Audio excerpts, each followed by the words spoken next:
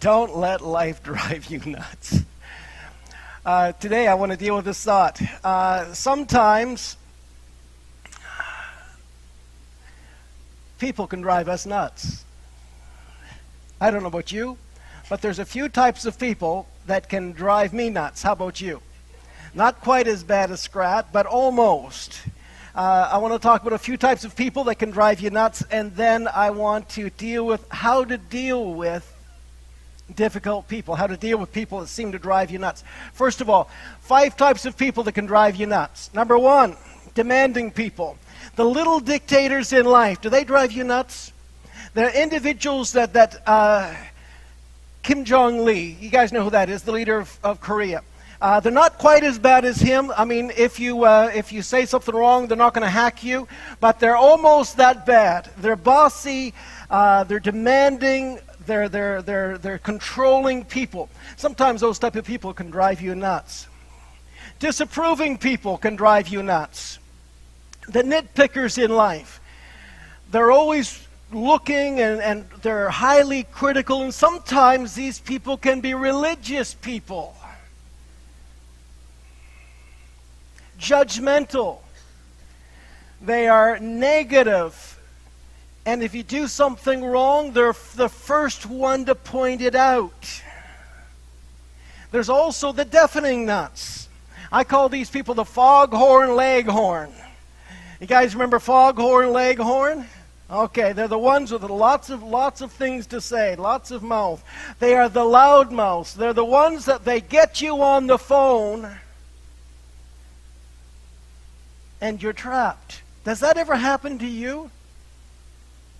It's happened to me by times. Nobody present, not talking about anybody present, but one of the places I was pastoring, I had a lady get me on the phone, and she talked and talked and talked and talked, and listen, all I had to do was say, once in a while.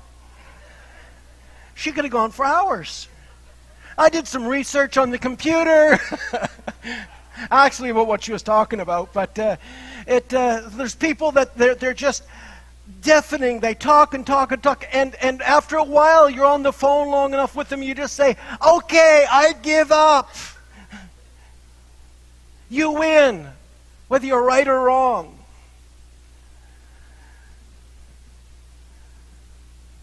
Number 4, destructive nuts.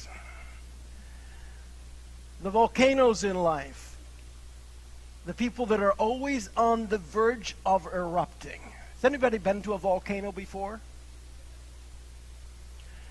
One of our missions trips, I was in Nicaragua, and they took us to a volcano. And we went to the edge and we looked down inside. Way down in the bottom, it was still boiling. It was still giving off sulfur. There's people that are like that. They're just boiling. And at any time, they could explode. Folks, those are difficult types of nuts. They are the ones that when you're around, you're always walking on eggshells because you have to be careful because you say the wrong thing, boom! They're going to blow their top, kind of like Mount St. Helens. They're going to flatten everything.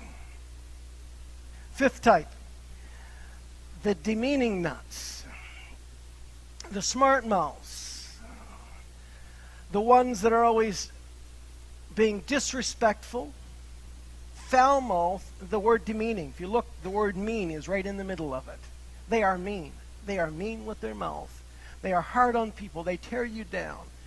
They are highly sarcastic, and they don't care what they say. And these type of people can drive us nuts. Now, you could have come up with a list of a lot more types of nuts than that. But there are certain types of people that drive us nuts. And I want to deal with today, how can we deal with difficult people? How do you deal with the hard nuts in life? I'm going to give you 6 things. Number 1, if you're taking notes, refuse to be offended. I say this, if you're going to offend me, I'm going to make you work for it, okay? That's a saying that I have. If you're going to offend me, I'm going to make you work for it. I'm not going to take it easily. You're going to have to really work hard to get to me. You know, if we want to be offended, we could be offended, right? It's easy to be offended. It's easy to take offense. How many drove here with somebody? Okay. How many drove here with your spouse? Put your hand up. You had a good chance to get offended over something. How many had kids in the car? Okay, if you had kids in the car, you probably had 3 or 4 good reasons to be offended over something. If you didn't, then the kids did. Because there's always something going on. If you live in a family, if you're driving down the road, how many know the road is filled with nuts? If you want to be offended, can I tell you could be offended every day, all day long. You have to choose that you're not going to allow yourself to be offended. Refuse to be offended. Let me give you a few things to remember. Number 1, remember this. Most nuts are not mad at you. They're just mad. Okay, kind of mad like a mad dog, like foaming at the mouth. Picture that. That's what most nuts are. They're not mad at you. They're just mad. Because hurting people hurt people. Second of all, remember this. When people are rude, they're telling on themselves. They really are, because they're telling what's in their heart.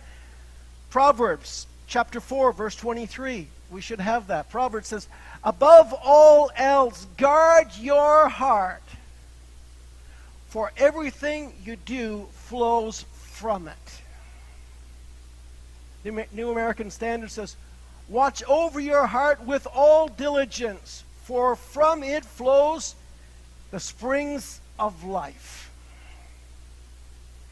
When we are rude, do you know that we are telling on ourselves? We are showing what's actually within our own heart. Christmas Eve day, I came up to the intersection of Forest Hills and Cole Harbour. And there was a poor person. I don't know how poor they were. They had a Mercedes. But they were right at the stoplight on Christmas Eve day, and their car stopped. And I was amazed of how many people were horn swearing at them. You know what I mean by horn swearing? Beep, beep, beep, beep. Get out of the road, you Mercedes. Beep, beep, beep, beep. He's got his 4-way flashers on, or she got her 4, whatever. And they're flashing away, and there's nothing they can do. People are trying to pull around them, and all the time they were going beep, beep, beep, beep, beep at this poor person sitting in the car. They could not do anything. Guess what? They were telling on themselves, because that poor person could do nothing about it.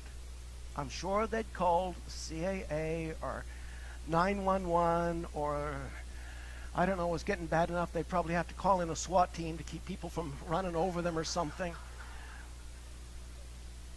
But there was nothing they could do about it. And everybody else was simply telling on themselves that they were impatient people. Number 3, remember, when people are rude, consider the source. And then, let it go. I almost want to break out in song with that word. Let it go. Let it go. Let it go. Anyway. Thank you. Thank you. That was a great song. Consider the source and let it go. Proverbs 19, verse 11. The New Living Translation tells us this way. Sensible people control their temper. They even respond by overlooking wrongs. Consider the person's background.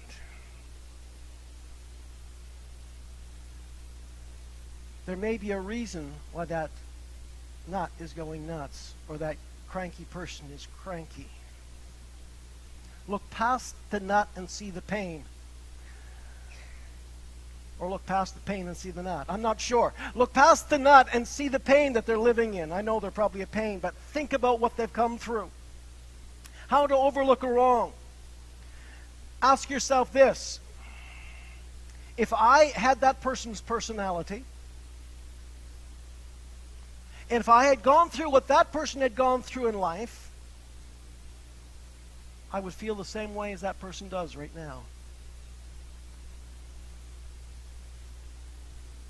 So just let it go. Number 4, remember, hatred stirs up conflict, but love does what? Covers all wrongs. The more love we have, the less we will have to react. We could put it very easily this way: the more God, because God is love, the more God we have in our lives, the less we'll have to react to individuals. Refuse to be offended. Remember this, number 5. Remember, there are times to be offended.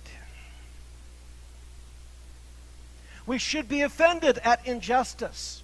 We should be offended at racism. We should be offended at child abuse. We should be offended at sex slavery. We should be offended at child and adult abuse. There's certain things we should be offended at. But folks, we shouldn't be offended at everything.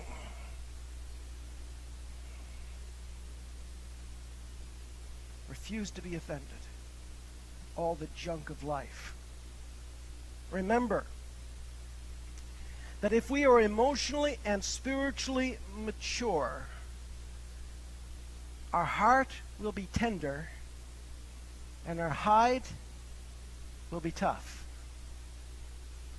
If we are spiritually and emotionally immature, our heart will be tough and our hide will be tender. Folks, it really is a sign. If you can not be offended and push away offense, it's a sign that you've got a tough hide, and hopefully you can have along with that a tender heart.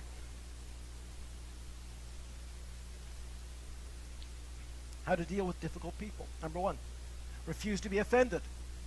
Number 2, don't wait for an apology to forgive people. Don't wait for one. In talking about apologies, let me start off with this. If someone offends us, it bothers us. But if someone does something to our spouse or our kids, how many know that we can go off the deep end really fast? Right?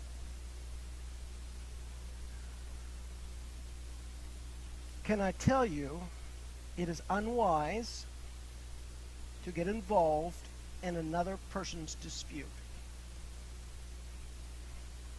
If your spouse is having a little difficulty at work, can I tell you, don't call their boss and tell them off. It's not a good thing. Now, I know there's exceptions to this if there's some sort of abuse going on, but in a general rule, don't get involved in someone else's argument. Let them work it out. You know, some little kid picks on your kid, and don't go beat up the kid or the kid's parent. It's probably not a good thing. Help them to work through their things. Proverbs 26, verse 17 says this: like one who grabs a stray dog by the ears is someone who rushes into a quarrel not their own. How many think it's a good idea to grab a stray dog by the ears? How many think you're going to get bit and scratched and bit some more? It's unwise, and that's how unwise it is to jump into somebody else's quarrel. Help them deal with it. Let them deal with it. Now, I know there are exceptions. There's times we have to step in. There's a general rule. Okay, that has nothing to do with this point, but I wanted to put it in here. Don't wait for an apology to forgive. Well, it does have, because sometimes the hardest people to forgive are the ones who've hurt a loved one, right?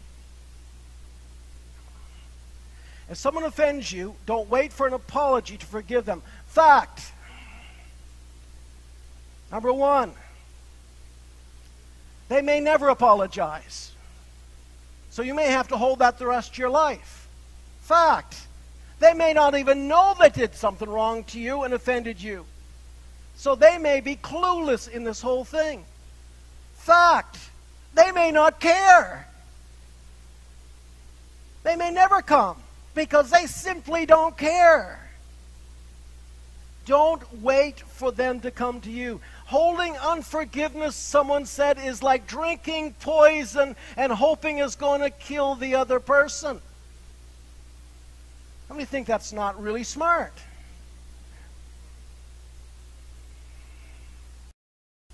I know a pastor that actually told me, he says, no, you don't have to forgive them unless they come to you. Can I tell you, I disagree with that. Let me give you a couple of scriptures. Colossians chapter 3, verse 13, it says this. Bear with each other. Now, the word bear doesn't mean roar, that type of bear.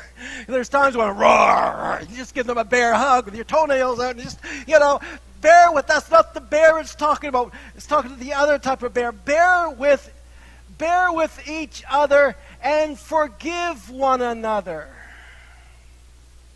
If any of you has a grievance against someone, forgive as the Lord forgives you. Bear with each other. It means to tolerate each other.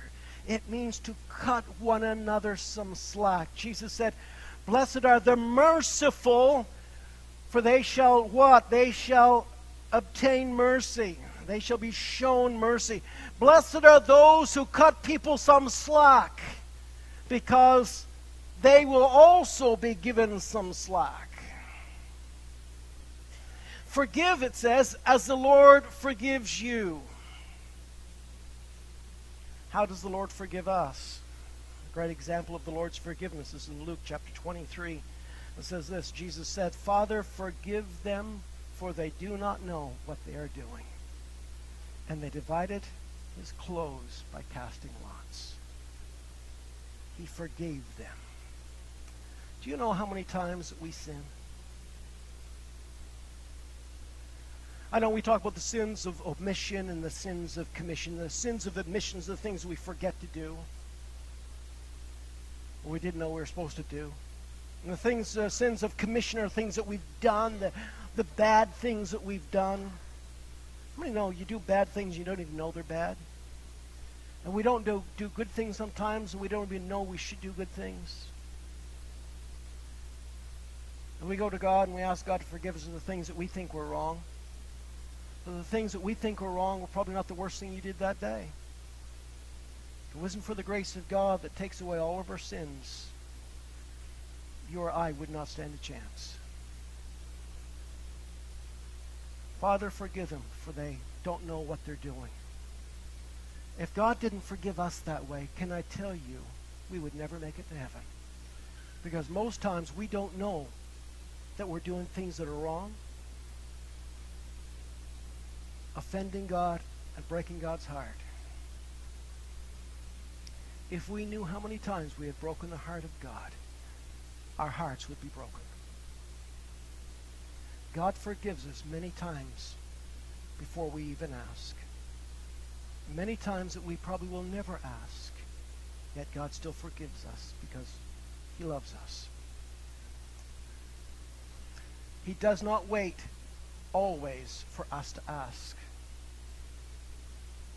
Don't wait for them to apologize, to forgive. Just forgive them. Let it go. Refuse to gossip about them. Now let's admit it. There's something about having a chance, if there's a person that is driving you nuts and they've just done something that has just upset you. It's like, you ever see those westerns, Quick Draw, Mid-Draw, or, one of these westerns, and John Wayne, like, boom, out comes the phone. Like the quickest draw in the West. Boom, out comes the phone. It flips open. The fingers are poised. They begin to strike the texting that you can't believe what so-and-so has done to me. And you're super typing on that thing because you just can't wait to tell the story.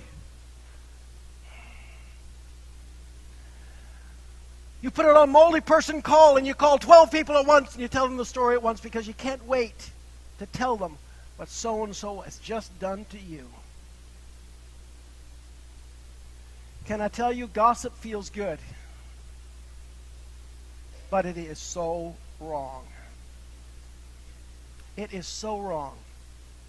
There is nothing good about gossip. It is the sin that feels good for the season, but in the end, it destroys your life. Proverbs tells us this, chapter 17, verse 9. Whoever would foster love covers over an offense, but whoever repeats the matter separates close friends. You see, gossip is a form of vengeance. It's the way to get back at them. It's not just an attempt for sympathy, although it's that, but it's also an attempt to get vengeance on someone. Scripture tells us this: do not repay evil with evil, or insult with insult. On the contrary, repay evil with blessing. And take a look at this last part. It says this: because to this you were called, so that you may inherit a blessing. Folks, you were called to let this thing go. You were called not to repay evil for evil or insult for insult. You were called to bless them.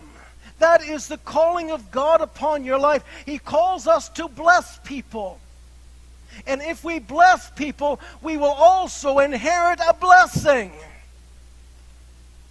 I think that's fantastic, that we can inherit the blessing of God if we bless others. I wonder if the opposite is true, that if we criticize, complain, and gossip others, that we will not receive a blessing from God. Doesn't that make sense? Doesn't that seem to follow the train of the thought of the Scripture? That if we want God's blessing, we won't get it by gossiping. We'll get it by blessing people. Now, we all talk about people, right? It's just the way life is. We talk about people, and there's nothing wrong with talking about people. You can talk about me all you want. But how do you know when it's gossip? Here's your answer. If you're talking about somebody, and if they overheard your conversation, how would they feel? Ask yourself that question. It's a really easy question to remember. I picture sitting in a Tim Hortons booth, and I'm talking about somebody, and then after I finish talking about, I glance over my shoulder, and they are there, and they're listening to every word I said. And the question is, how would they feel? If they feel blessed by what you said, it was not gossip. If they feel put down by what you said, you should not have said it.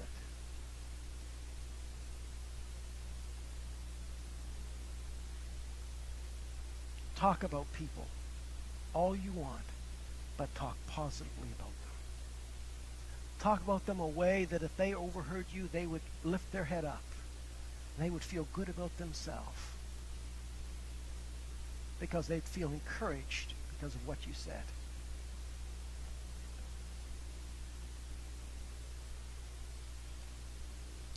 Number 4, how to deal with difficult people. Number 4 is this: refuse to play their game. Some people love an argument. Some people love to get things stirred up. And some of us, they can push the right button, and we're like a hungry trout, and they've got bait on the hook, and they wave that thing a little bit, and we latch on. Come on. If you're married, you know that you can do that to your spouse. That's right? And they'll latch on, and then there's a fight going on. Proverbs tells us this: as charcoal to embers and as wood to fire. Now think about this. As charcoal to embers. What is adding charcoal onto embers? It's adding fuel onto the fire. And as wood is to fire, adding wood to your fire is adding fuel to your fire. So is a quarrelsome person for kindling strife. Can I tell you the way to put the fire out? Don't add fuel. Don't take it on. Don't pick up the argument. Let it go. Just pass by it. You don't have to pick up every fight that comes your way. If you want something to be offended about, find something worth being offended about. Don't pick up every offense. If you don't join the fight won't happen. There's so many times people will be saying something, and you could pick it up. And you're going to have a fight. But just let it go. Just pass by it, and you'll be fine. We don't have to add fuel to every fire.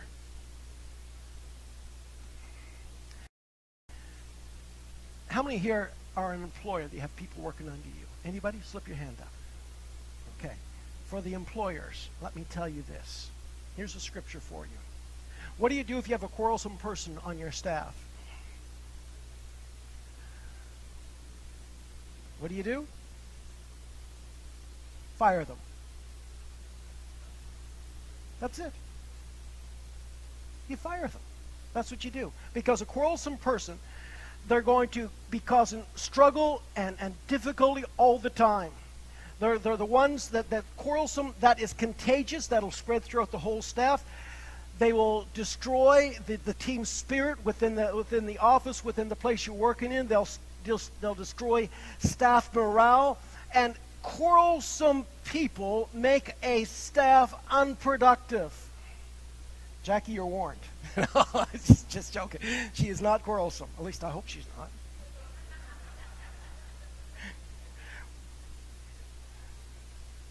Titus 3:10 says this. This is from the Message. Warn a quarrelsome person once or twice, but then be done with them. You're done. I know that's hard, isn't it?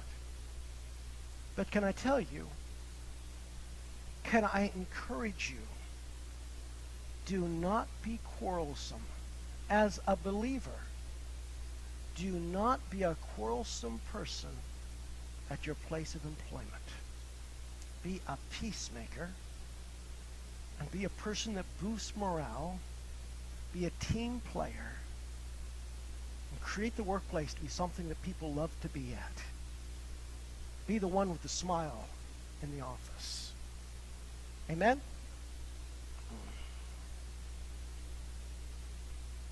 Number 5, dealing with nuts in your life. Refuse to cave in. There are points in life that we should refuse to cave in. Some people just want to bring you down. Just don't allow yourself. Love does not mean that we have to allow ourselves to be manipulated. Love does not mean we have to allow ourselves to be walked on. Love does not mean that we have to be somebody's doormat all the time. Remember, I'll give you a few things to remember again. Remember, forgiveness and trust are two different things. Forgiveness is an act of grace and is given to a person immediately. Trust is something a person earns or loses. And they can lose it. That does not mean you don't forgive them. It's just you would not trust them again in that position. Forgiveness does not mean that you will not take a person and report them to the authorities and have them arrested. I've dealt with so many individuals that have been abused. And my response is always the same. I tell the person in the kindest way possible, if that person has done something to you in a sexual nature, at your workplace or wherever, you have a responsibility to society to report them.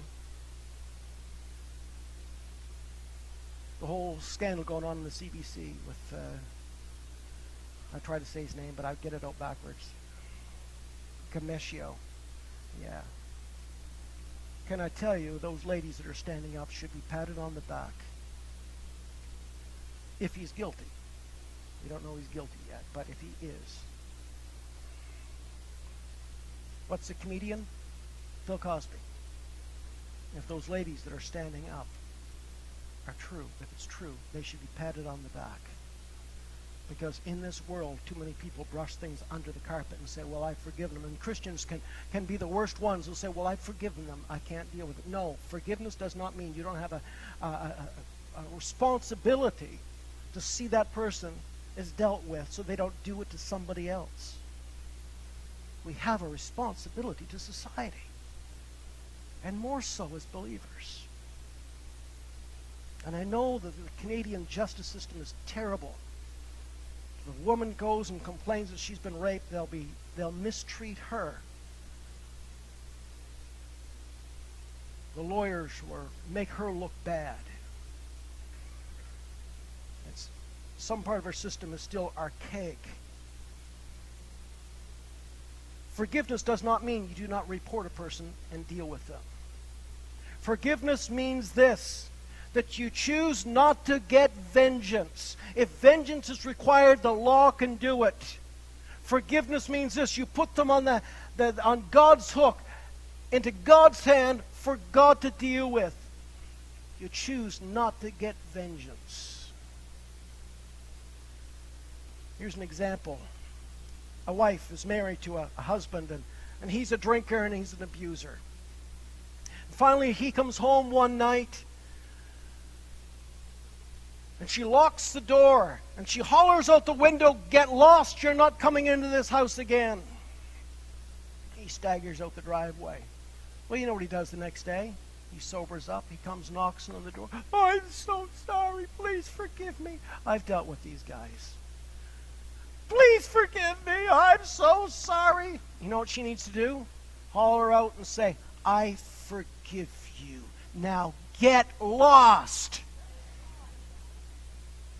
Forgiveness but trust, they're two different things. There's time to tell the bum to get out.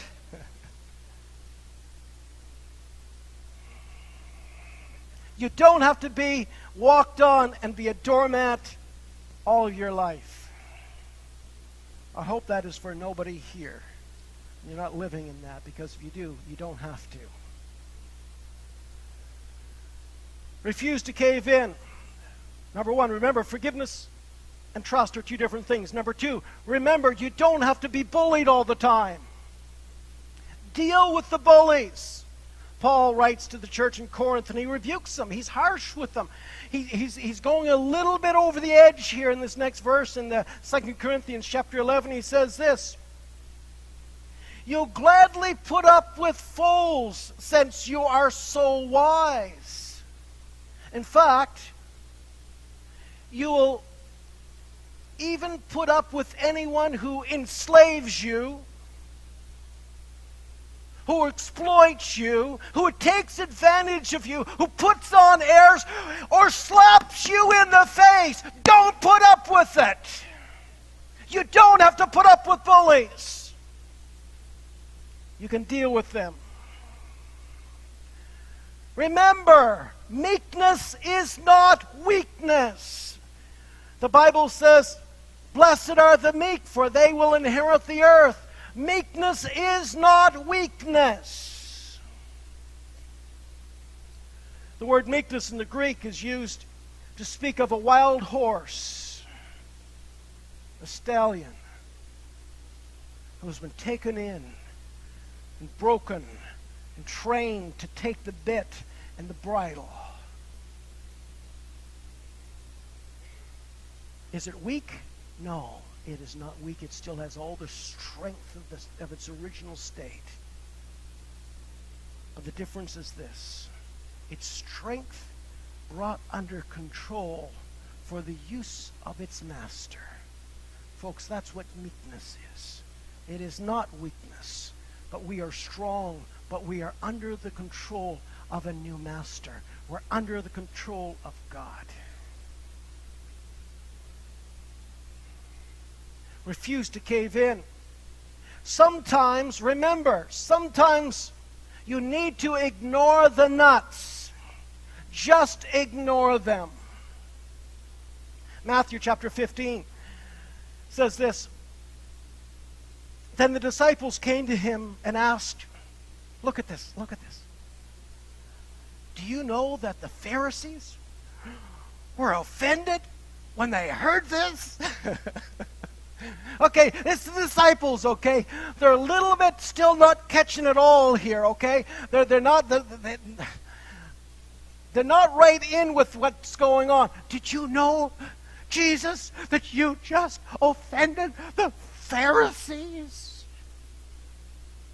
Verse 14, Jesus says, leave them, they are blind guides. If the blind lead the blind, both will fall in the pit. The New Living Translation, New Living Version says this. So ignore them. The Pharisees are mad, so ignore them. Some people are mad at you. Well, just ignore it. Don't cave in. Just because they're mad doesn't mean you have to lay down and let them wipe their feet on you. They'll get over it. Don't cave in. How do you deal with difficult people? You refuse to be offended. Don't wait for an apology to forgive someone. Just forgive them. Refuse to gossip about them. Refuse to play their game. Refuse to cave in. And always take the high ground. You cannot control what other people think.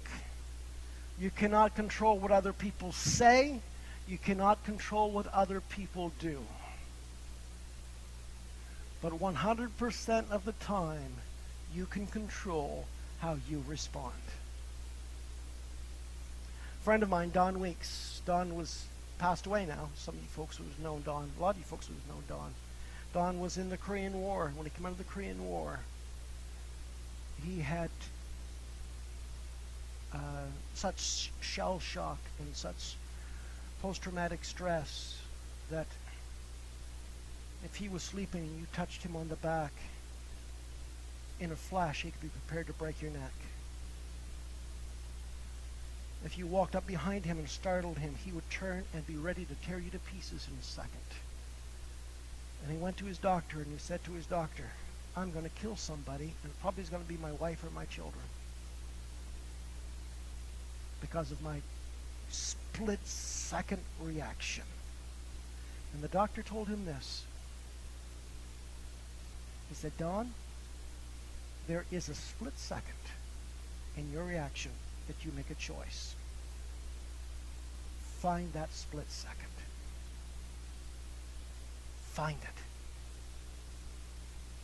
And it'll keep you safe.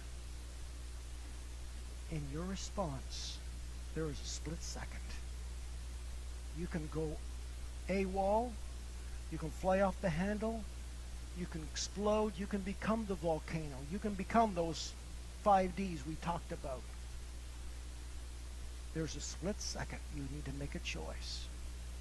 You can make the choice. You can make the choice to take the high road and do what's right. If we respond in kindness, we will please God. Romans chapter 12. Romans chapter 12. I'm going to read 4 verses out of it that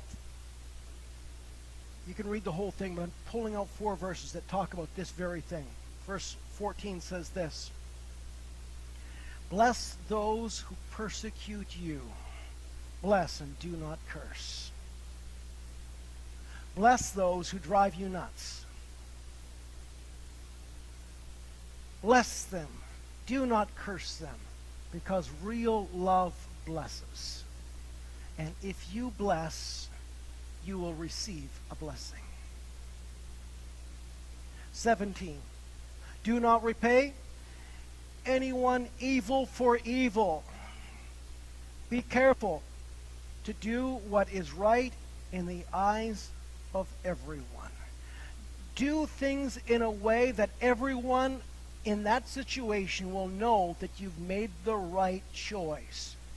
And the right choice isn't this. Bam, bam, bam. That is not the right choice. But even the people that are against you will look at you and said, that person took the high road. That person did what was honorable. That's how we should respond. Verse 18. If it is possible, as far as it depends on you, as far as it depends on them, no. As far as it depends on you, live at peace with everyone. Verse 21, do not be overcome by evil, but overcome evil with good. One more thought before we pause for communion. Worship team can come forward. Proverbs 16, verse 7 says this. When the Lord takes pleasure in anyone's way, he causes their enemies to make peace with them. The New American Standard ends it like this. He makes even his enemies to be at peace with him. If the Lord takes pleasure in anyone's way, if the Lord takes pleasure in your way of dealing with difficult people, he will take those nuts and he will crack them himself. He will deal with the nuts that you face in this life if your way pleases God. God will be your defense. I remember one time I was going through a struggle in the church, and I had some people that didn't like me and they wanted me out. And the Lord spoke to me and he said, you got one of two choices. He did. And here are the two choices. One, you can defend yourself. I felt like doing that. Two, I will defend you. But he told me if I defend myself, he would not defend me. He let me do it. I chose to let God be my defense. And the person that hated me so bad, God gave me this promise. And I've told this a little bit of this story before. And the Lord said, I will make your enemies kneel at your feet. And months went by. Every time I seen that person, and they ripped me to shreds. They said every manner of evil against me. Every time I see them, I'd wave to them. They wouldn't wave back. I prayed for them. Now they gave me prank phone calls. And we took it and took it and took it. And after a while, I got a prank phone call, and I could hear them breathing on the other end. And I did bind the enemy in no uncertain terms and rebuke that devil. And they never called back. But every time I seen them, I waved to them. A few months went by, and that man came to me, and he said, Pastor, can you ever forgive me for what I've done to you? And my response was, Sir, I've already forgiven you. I thought I would go insane. I did, because of what they were doing. But I forgave them. And a short time after, he came and was kneeling at the altar at the church. He'd left the church. He came back, I walked over to pray for him. And the Lord said, remember, I told you I would make your enemies kneel at your feet. I laid hands on him and blessed him one more time. Folks, if we honor God, I'm not saying that I've always honored God. I've made my share and probably half of your share too of mistakes. But can I tell you this? If you're going through a hard time with somebody, honor God. Take the high road. And God will be your defense. He can even make your enemies to be at peace with you. Father, right now we bow in your presence, oh God.